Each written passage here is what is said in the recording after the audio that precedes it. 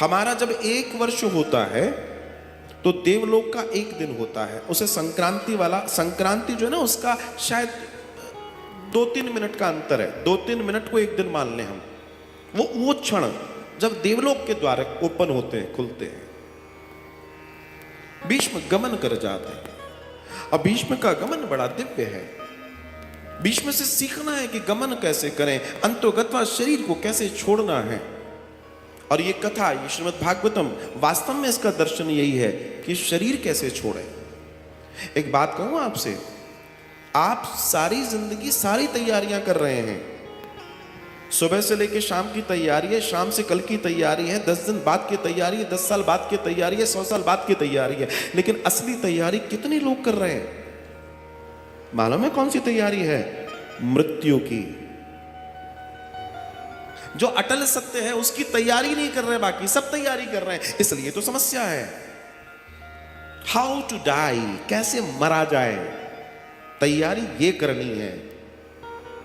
मैं वो क्या कर दूं जिस दिन मरूं तो मेरे साथ क्या हो। मुझे यमदूत लेने आए, देवदूत लेने आए, या साक्षात गोविंद लेने आए, क्या तैयारी है आपकी? क्या तैयारी है? कौन लेने आए? तुम जब मरो तो घंटे भर में तुम्हारा चेहरा भयानक हो जाए,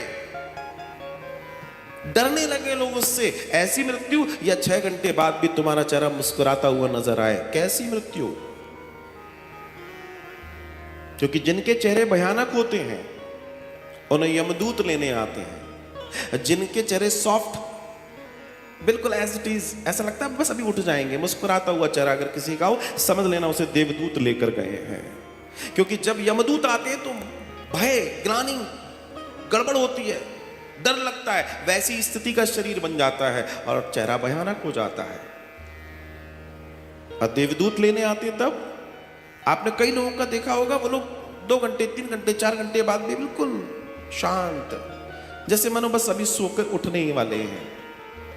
तो ध्यान रखना कि उसके साथ कुछ घटना ठीक घटी है, ठीक घटी है। और ये ज्यादातर उन लोगों के साथ होता है जिन पर अपार कृपा होती है, जिन्होंने अपने जीवन में इसके लिए तैयारी की होती है। तो ये भागवत तैयारी कराती है कि तुम्हें मरना कैसे है, तुम्हारी चॉइस हो मरना, तुम्हारी मजबूरी ना हो। अपनी अपनी अपनी स्थिति को तैयार करना ही ये कथा सिखाती है कि तुम कैसे अपने उस निर्वाण की प्राप्ति कर पाओ जिससे उस बांसुरी वाले की बांसुरी की तान की ओर जाया जा सके। तब कुछ विशेष होगा, तब कुछ घटेगा, तब कुछ आनंद आएगा।